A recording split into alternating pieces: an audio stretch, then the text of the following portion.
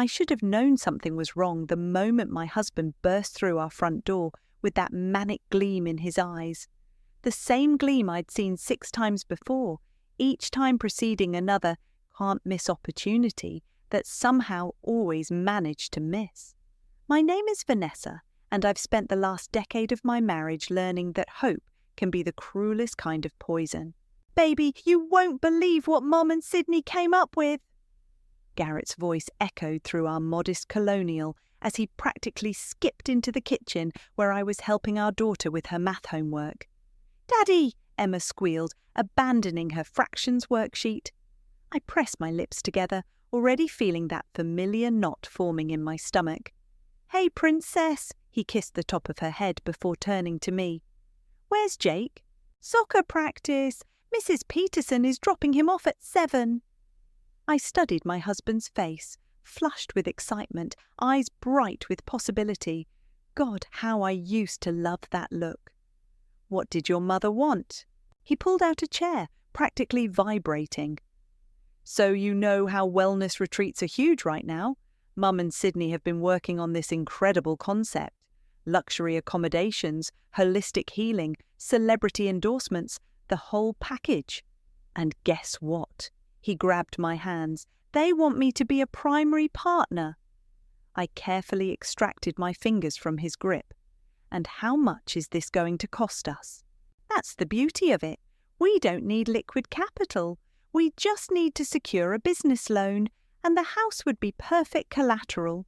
The return on investment is projected at—" No. The word came out sharp enough to make Emma look up from her phone. "You haven't even heard the full pitch," Garrett protested. "Mum and Sydney have been planning this for months. They've got investors lined up, property scouted.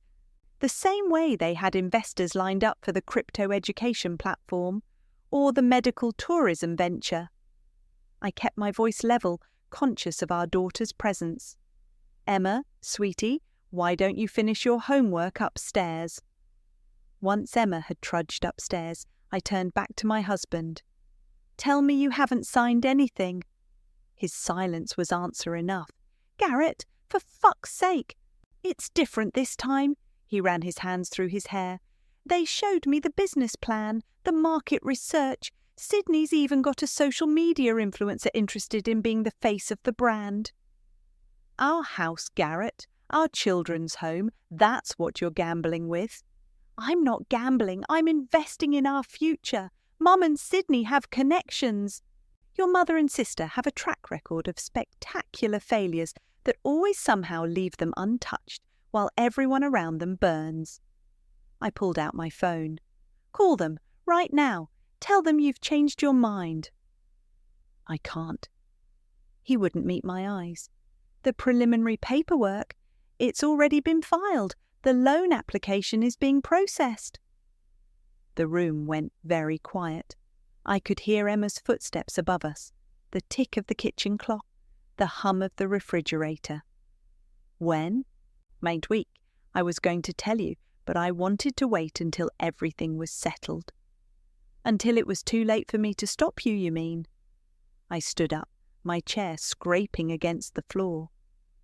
"Your mother's been planning this for months, you said? Funny how I'm only hearing about it after the papers are signed." "Don't be like that. They're family." "No, Garrett, we're family. Emma and Jake are family, and you just put their security on the line without even talking to me."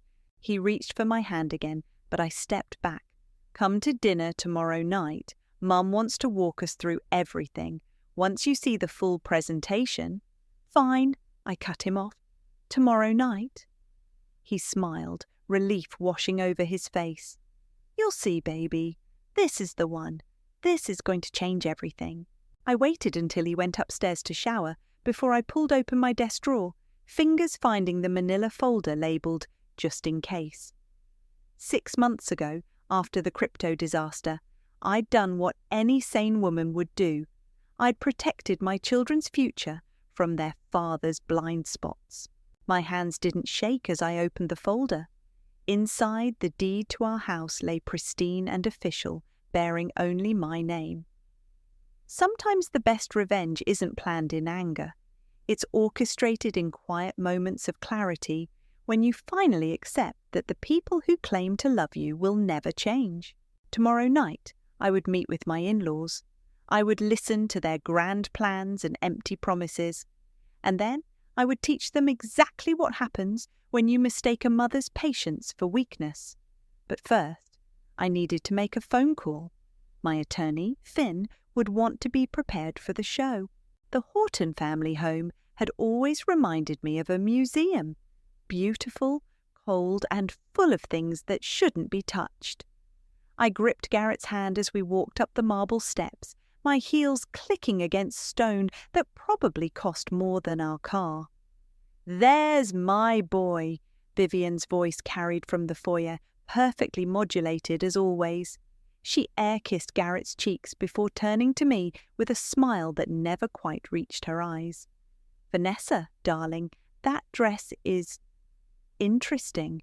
I smoothed down my black sheath dress, the same one I wore to court proceedings. "Thank you, Vivian. I find it suits all sorts of occasions." Sydney appeared behind her mother, tablet in hand. "Everyone's in the study. We have some exciting updates to go over." The study was Omar's domain, though I'd never seen him actually study anything except the bottom of a whiskey glass. Tonight, he stood by the fireplace, massive frame blocking most of the light, while their family lawyer perched on the leather sofa like a well-dressed vulture. "Before we begin," Vivian settled into her armchair like a queen holding court, "there are some minor adjustments to discuss." "Adjustments?" Garrett sat forward. I remained standing, watching Sydney's fingers drum against her tablet. The lawyer cleared his throat. "In reviewing the preliminary documentation, we've identified some potential complications regarding shared assets and liability distribution." "In English, please," I said, though I knew exactly where this was going. Sydney rolled her eyes. "We need to streamline the ownership structure. Having you involved just complicates things, Vanessa." "What my daughter means," Vivian interjected smoothly, "is that given the sensitive nature of our wellness concepts and the family's reputation in the industry, we feel it's best to keep things within the bloodline." The lawyer slid papers across the mahogany coffee table. "We've drawn up a revised agreement. Mr. Horton would retain his partnership stake, but the house would be collateralized solely under his name. You want to remove me from the deed." I kept my voice neutral, watching Garrett's face. He wouldn't meet my eyes. "It's cleaner this way," Sydney said. "Plus, we've already started transferring the initial funding. The property paperwork just needs to catch up." "You've what?" I stepped forward and Omar shifted his weight, trying to look intimidating. "That's illegal. You can't transfer funds without—" "The papers were backdated," the lawyer said smoothly. "Standard practice in these situations." I pulled out my phone, making a show of looking confused. "Mind if I record this, just so I understand everything clearly?" "That won't be necessary," Vivian said sharply. "Garrett, explain to your wife how these things work." Garrett cleared his throat. "Baby, it's just business. Mum knows what she's doing." "Does she?" I typed quickly on my phone. "Now. Because from where I'm standing, it looks like fraud." "How dare you!" Sydney stood up, face flushing. "We're trying to include you in a multi-million-dollar opportunity, and you accuse us of—" A knock at the study door cut her off. Finn walked in, carrying a leather portfolio, his expression professionally bland. "Who is this?" Omar demanded. "My attorney," I said quietly. "Finn, would you mind sharing what's in that folder?" "Of course." He pulled out a single document, holding it up so the embossed seal caught the firelight. "This is the current deed to the property in question, filed 6 months ago. As you can see, it lists my client as the sole owner." The room went deadly quiet. Vivian's perfectly lined lips parted slightly. Sydney's tablet slipped from her fingers. "That's impossible," the family lawyer sputtered. "The paperwork we have—" "Is invalid," Finn finished. My client's signature would be required for any changes or loans against the property, and as she hasn't signed anything—" He let the implication hang in the air. "Vanessa?" Garrett's voice cracked. "What did you do?" I turned to him, feeling oddly calm. "What, you wouldn't? I protected our children." "You scheming little bitch!" Omar pushed off from the fireplace, but Finn stepped between us. "I'd advise against threats, Mr. Horton, especially given the questionable nature of your recent financial transactions." "Garrett," Vivian's voice turned honey-sweet, "surely you didn't know about this betrayal?" "No," I answered for him. "He didn't. Just like I didn't know about this meeting until yesterday. Funny how that works, isn't it?" I picked up my purse, nodding to Finn. "I think we're done here. Oh, and Sydney, those funds you've already transferred? You might want to check those accounts again. Fraudulent transactions have a way of getting frozen." "You'll regret this," Vivian called after me as I reached the door. "Family should come first." I paused, hand on the doorknob. I couldn't agree more. That's exactly why I did this. I looked over my shoulder, meeting each of their eyes in turn. I'm not the one who broke this family. I'm just the one who caught you trying to break mine. My phone buzzed as I walked out. A text from Lily. "I warned you they'd do this, let's talk." I smiled. The game was just beginning. The fallout was immediate and explosive. I'd barely made it home when my phone started lighting up with messages. Sydney's came first, a string of expletives and threats. Then Omar's, shorter but more ominous. Vivian, naturally, maintained her radio silence. She'd always preferred to wound in person. Garrett didn't come home that night. I sat at our kitchen island, nursing a glass of wine and scrolling through the security camera footage Finn had secretly installed during the meeting. The look on their faces when he revealed the deed, that was worth every penny. "Mommy?" Emma's voice startled me. She stood in her pyjamas, clutching her stuffed rabbit. "Where's Daddy?" "He's staying at Grandma's tonight, sweetie." I opened my arms and she crawled into them. "Sometimes grown-ups need space to think." "Is it because of the yelling? I heard you and Daddy yesterday." Before I could answer, my phone buzzed. Lily again. "Coffee tomorrow. That place on 4th, 9 a.m. You need to hear this." I texted back a quick yes before hugging Emma tighter. "Everything's going to be okay, baby, I promise." The next morning, after dropping the kids at school, I found Lily already waiting at a corner table, 2 steaming mugs in front of her.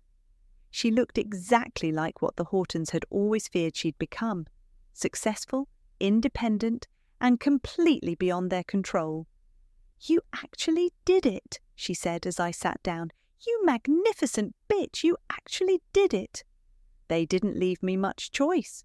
I wrapped my hands around the coffee mug. "How bad is it over there?" "Nuclear. Vivian's already called an emergency family meeting.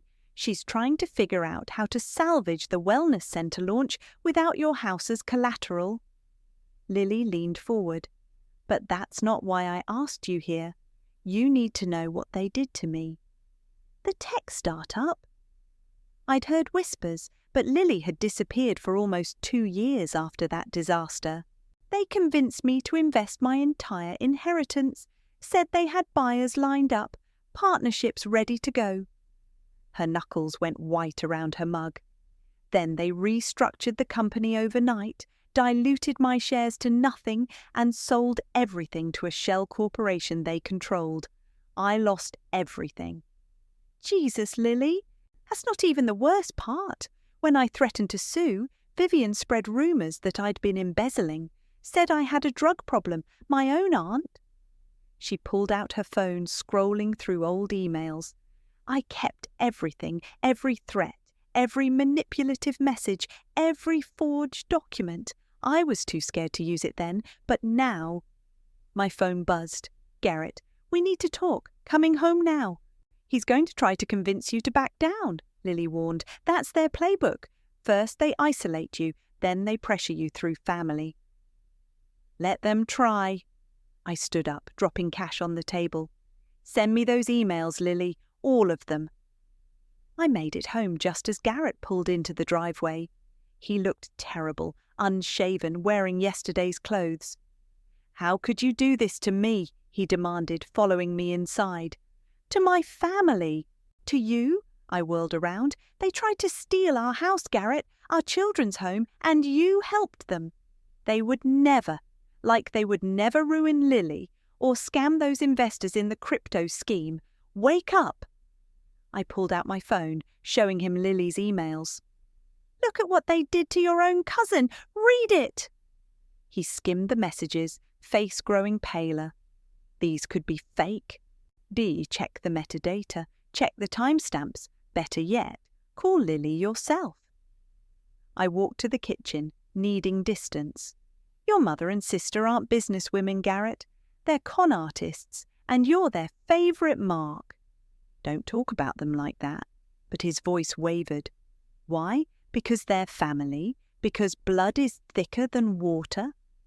I laughed bitterly. Ask Lily how much that blood was worth when they destroyed her life. My phone buzzed again. Finn? SEC violations discovered in preliminary review. Call me ASAP. I need time to think, Garrett said, heading for the stairs. I'll sleep in the guest room. Take all the time you need. I watched him trudge upstairs, already knowing what would happen next. Vivian would call him, work her magic, and he'd convince himself this was all my fault. But I wasn't playing their game anymore. I had the house, I had Lily's evidence, and now I had the SEC's attention. The Hortons thought they could erase me from their perfect family picture? I was about to burn the whole album down. My phone lit up with a text from an unknown number.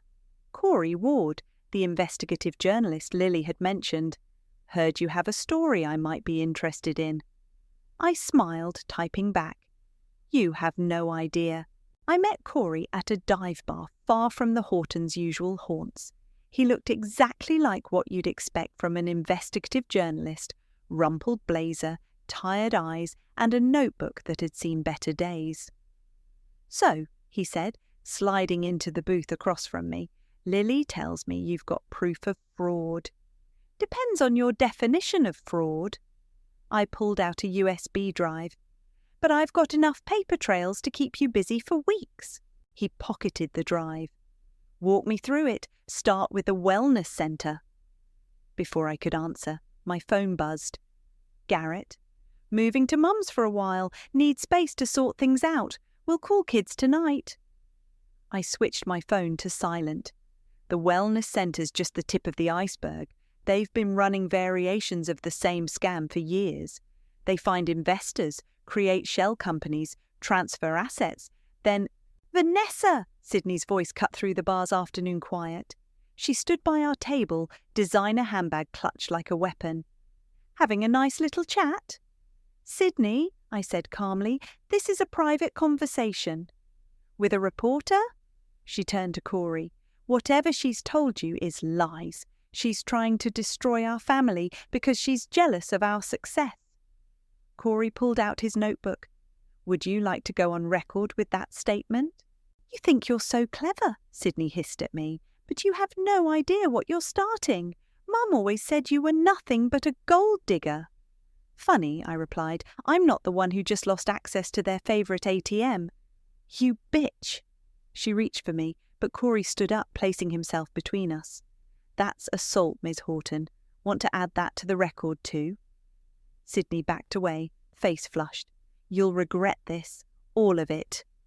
She stormed out, nearly knocking over a waitress. Well, Corey sat back down. That was interesting. She always this charming? That was her being subtle. I pulled out my laptop. Now, about those shell companies.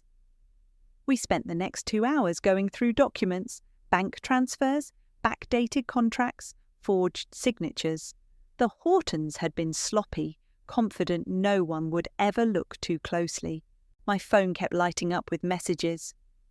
Vivienne, you're making a terrible mistake. Omar, you think you can take on this family. Garrett, please stop this. We can work it out. They're scared, Corey observed, photographing another document. People like this, they rely on silence once the story breaks. Mum? Jake's voice crackled through my phone speaker. Grandma says we're staying with them this weekend. She already called school and everything. My blood ran cold. What? No, honey. Who told you? Dad's here. He says it's better if we stay away while you're not feeling well. I ended the call, hands shaking. Those manipulative... Easy, Corey touched my arm. Document everything, every call, every text. They're giving us more ammunition. They're using my kids. Which is exactly why we need to do this right. He gathered his notes. Give me 3 days to fact-check everything, then we go nuclear. I nodded, trying to steady my breathing. 3 days. Back home, the house felt empty. I walked through each room, touching familiar surfaces. Emma's art projects on the fridge, Jake's soccer trophies, the family photos Garrett had already taken down. My phone buzzed. Finn? Got the preliminary injunction ready. Say the word. Another message popped up. Lily? They're planning something. Mum called me for the first time in 2 years, trying to pump me for information. Then Vivienne. Since you insist on being difficult, perhaps we should discuss custody arrangements.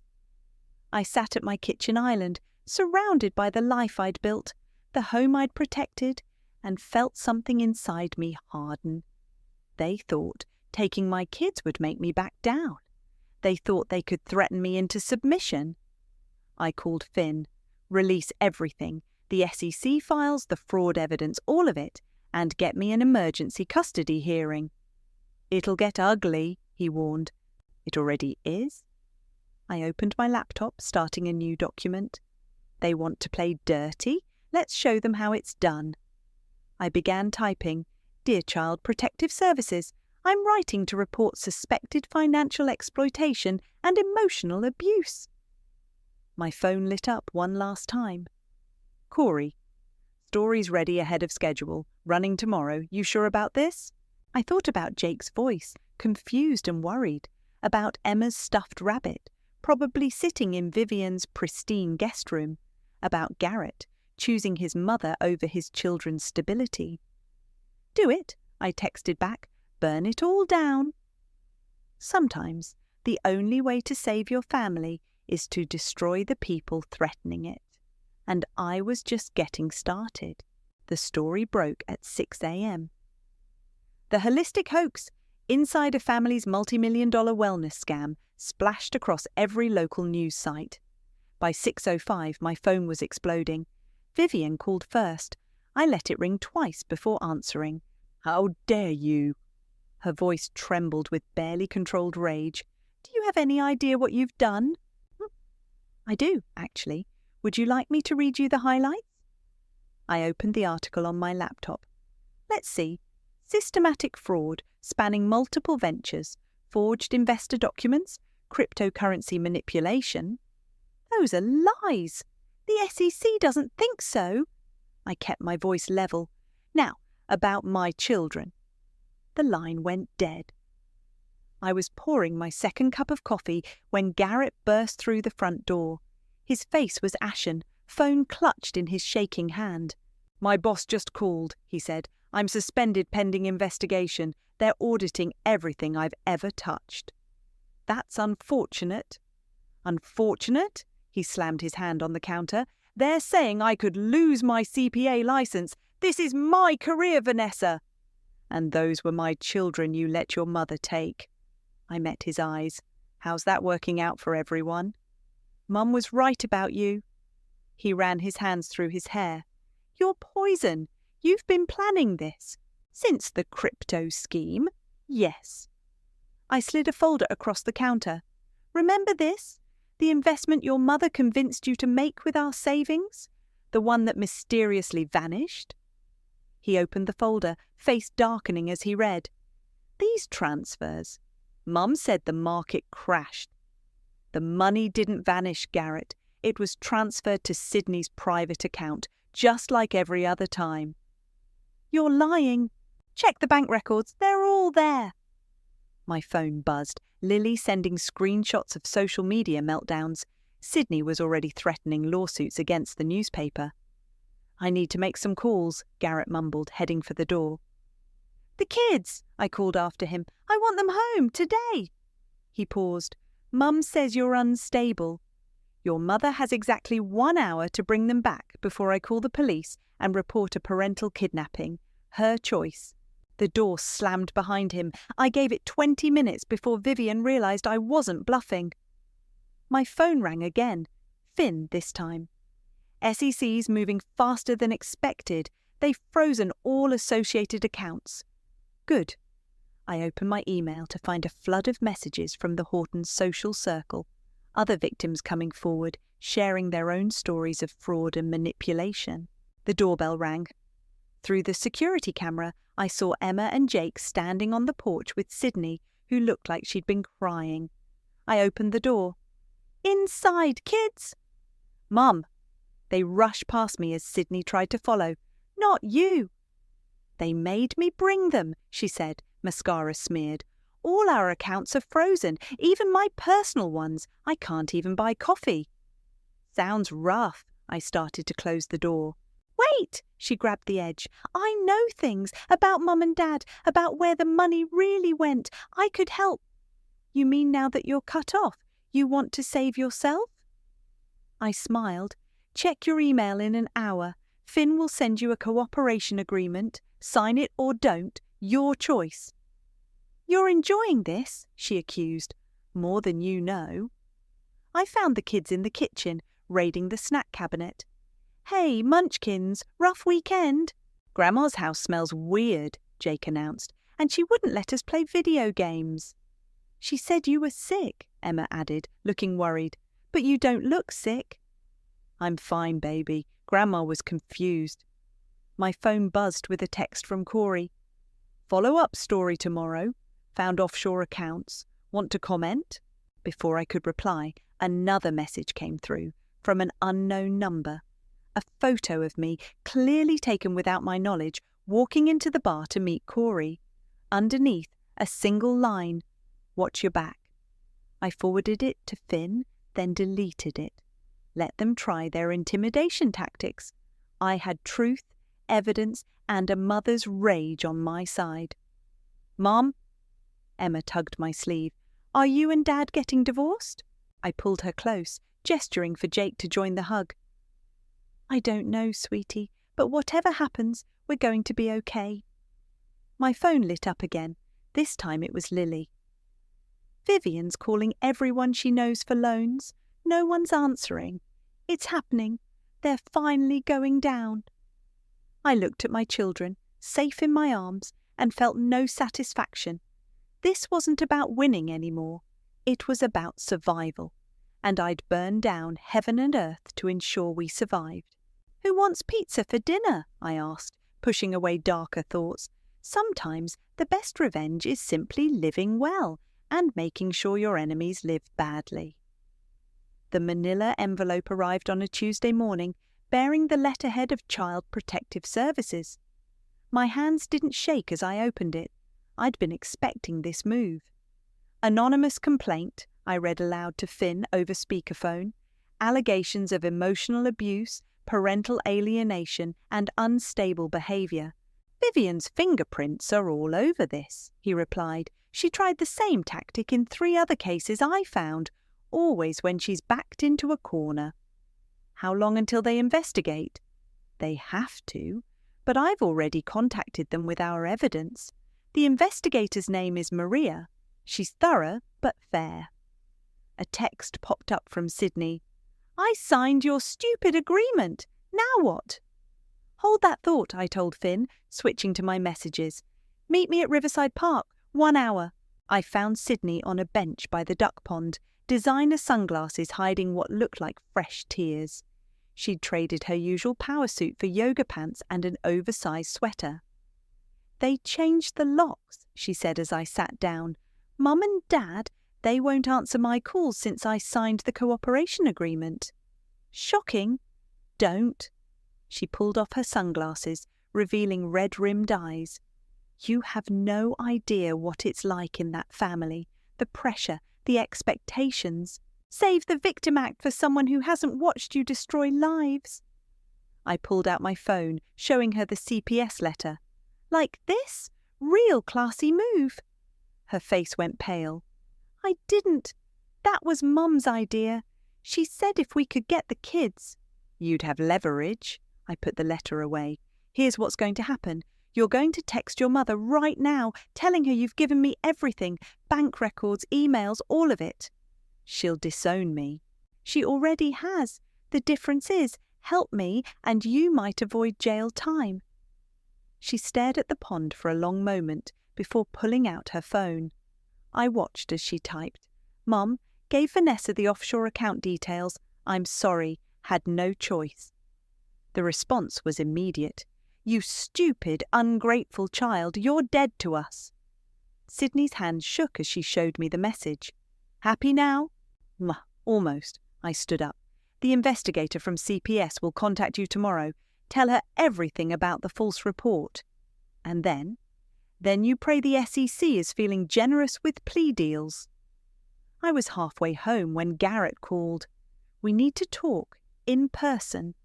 Fine, the house in 20 minutes. He was waiting on the porch when I pulled up, looking more dishevelled than I'd ever seen him. They fired me, the firm. They said they couldn't risk the association. Come inside. In the kitchen, he slumped at the counter while I made coffee.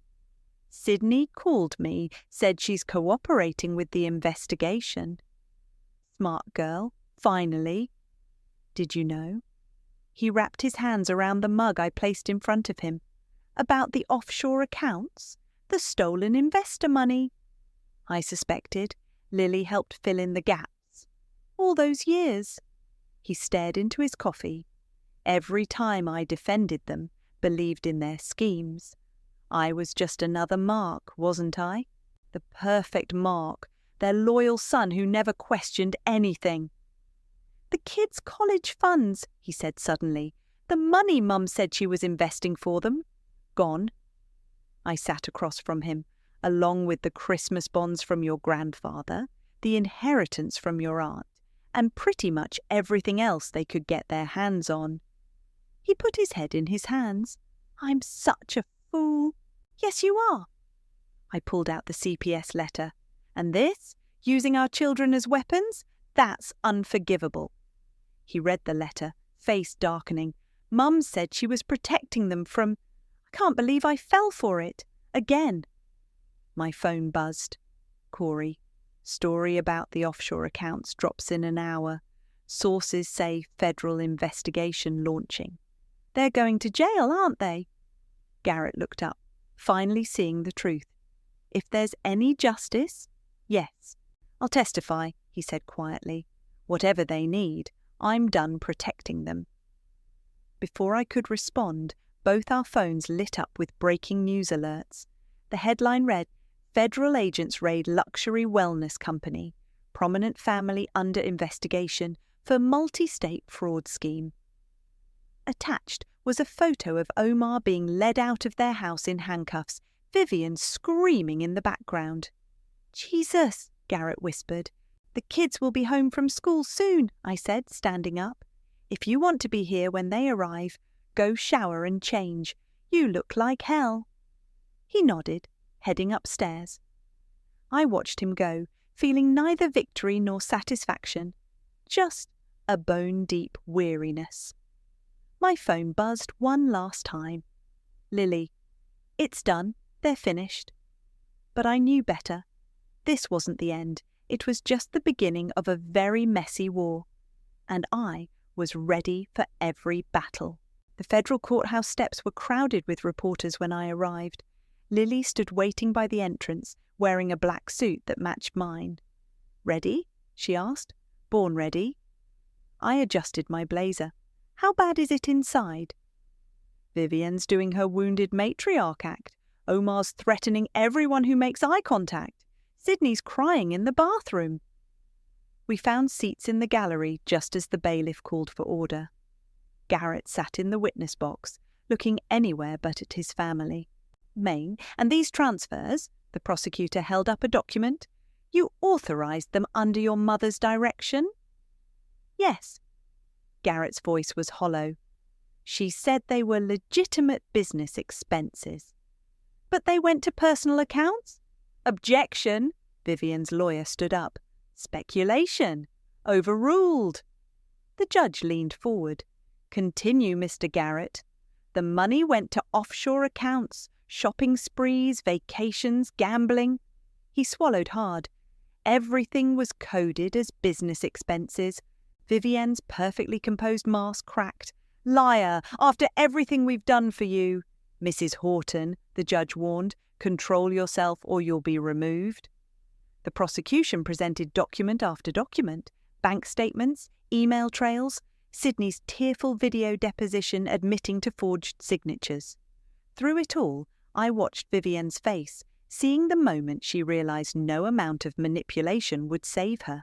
The lunch recess came, and I stepped into the hallway for air. Omar's new lawyer approached me, notepad in hand. My client is willing to offer a deal, full confession, cooperation with authorities, in exchange for... Not interested. Mrs. Horton, be reasonable. This could drag on for months. Think of your children. I am thinking of my children. I turned to face him. That's why I want every second of this on record. Every lie, every scheme, every cent they stole. Let their grandchildren read about it someday. Back in the courtroom, Vivian took the stand. She traded her designer suits for something more subdued, playing the role of misunderstood businesswoman. These accusations are ridiculous, she said smoothly. We were building a legitimate enterprise. Vanessa simply couldn't handle that her husband's family was successful without her involvement. Is that why you filed false reports with Child Protective Services? The prosecutor held up the complaint. I was concerned for my grandchildren's welfare. Your Honour, the prosecutor interrupted, I'd like to present evidence that Mrs. Horton has used this exact tactic in 3 previous fraud cases, attempting to intimidate witnesses by threatening their custody rights. Vivian's mask slipped again. That's not... I never. We have sworn statements from the other victims. Would you like me to read them? The courtroom fell silent as the prosecutor laid out the pattern. Years of fraud, manipulation and retaliation, lives destroyed, families torn apart, all while Vivian and Omar lived in luxury. Does the defence have any response? The judge peered over his glasses. Vivian's lawyer stood. Your Honour, in light of new evidence, my client would like to revise her plea. No, Vivian shot up. I won't beg for mercy from these people. Everything I did was for this family. Mum, Garrett's voice cut through her hysteria. Stop. You ungrateful child. She turned to him, tears streaming down her perfectly made-up face. I gave you everything. You gave me nothing but lies. He stood up. And now you've lost everything. The judge's gavel cracked like thunder. Order! Mrs. Horton, sit down or you'll be restrained. The verdict came swiftly, guilty on all counts. As the judge detailed the sentences, years in federal prison, millions in restitution, asset forfeitures, I watched my former in-laws crumble. Omar slumped in his chair, defeated. Sydney sobbed quietly. And Vivian stared straight at me with pure hatred. You've destroyed this family, she spat as officers approached with handcuffs. No, I stood, gathering my things. You did that all on your own. I just made sure everyone knew about it. Outside, reporters swarmed us with questions. Lily handled them while I checked my phone. A text from Emma. Did you win, Mom? I thought about how to answer. About justice and revenge, about family and betrayal, about the fine line between protecting what's yours and becoming something you never wanted to be. It's over, I typed back. We're all going to be okay. Garrett appeared beside me, looking drained. The kids. How do we explain this to them? We tell them the truth, that sometimes the people who should love us the most are the ones who hurt us worst, and that's when we have to be strong enough to walk away. He nodded slowly. I filed the divorce papers this morning. I know. I touched his arm briefly. That was the right thing to do. As we walked down the courthouse steps, I felt lighter. Not healed, never that, but free. Sometimes victory isn't about winning. It's about surviving, about protecting what matters most, about choosing your own kind of justice. And sometimes justice looks exactly like revenge. The last box from Garrett's office sat on our kitchen counter, filled with family photos I no longer wanted to keep. Emma sorted through them while Jake played video games in the next room, the familiar electronic beeps a strange comfort. Can I keep this one? Emma held up a picture from her 5th birthday. Dad looks happy here. Of course, baby. I watched her carefully remove it from its frame. You can keep any of them you want. My phone buzzed, Lily calling, Turn on the news, right now. I grabbed the remote, flipping to the local station. The headline scrolled across the bottom, Wellness Scam Victims Launch Support Network, Recovery Fund. That's you! Emma pointed at the screen where I stood with Lily outside a community centre. We're not just offering financial support, Lily was saying to the reporter. These people lost more than money. They lost trust, family connections, their sense of security. We're here to help rebuild all of that.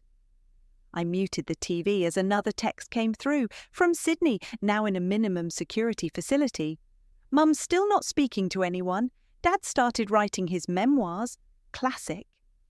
Hey, Mum, Jake called from the living room. Someone's at the door. Through the security camera, I saw Garrett standing on the porch, holding a thick envelope. I opened the door, but didn't invite him in. The divorce is final, he said, handing me the papers. I signed everything. The house is yours. Full custody. Everything you asked for. Thank you. He shifted uncomfortably. I got a job offer in Seattle. Clean slate, fresh start. When do you leave? Next week. He peered past me to where Emma was pretending not to listen. I'll video chat with the kids every Sunday and holidays if that's okay. That's up to them. I turned to Emma. Want to say goodbye to your dad? She approached slowly, still clutching the birthday photo. Will you come back for my piano recital? Wouldn't miss it. He knelt down to hug her. I'm sorry, Princess, for everything. After he left, I found Lily waiting in my kitchen, helping herself to coffee. Saw the goodbye. You okay? Better than okay. I sat down, pushing the box of photos toward her. Want to help me with something? We spent the next hour sorting through memories, making 3 piles: keep, burn, and donate to the Victim Support Group's documentary project. The burn pile grew largest. You know what's funny? Lily picked up a photo of Vivian in her glory days. She really thought she was untouchable. They all did. Money does that to people. I tossed another frame into the burn pile. Makes them think they're above consequences. Speaking of consequences, Lily pulled out her tablet. Look what landed in my inbox. It was an email from one of Vivian's former society friends detailing years of smaller scams we hadn't even known about. Country club embezzlement, charity fund theft, a whole shadow empire of petty crimes. Should we send it to the prosecutors? I considered it for a moment. No, they have enough. This is just insurance in case they ever think about coming after us again. Mum? Jake appeared in the doorway. Can we order pizza? And maybe Aunt Lily can stay for dinner? Aunt Lily? Lily raised an eyebrow at me. I shrugged. Family's what you make it, right? Later that night, after the kids were in bed and Lily had gone home, I sat in my quiet kitchen reading letters from other victims. Stories of betrayal, of lost trust, of slow healing. Some thanked me for coming forward. Others shared their own revenge fantasies. My phone lit up with a message from an unknown number. A photo of Vivian in prison orange, looking every day of her age. Below it, a note from a sympathetic guard. She cries every night. Thought you'd want to know.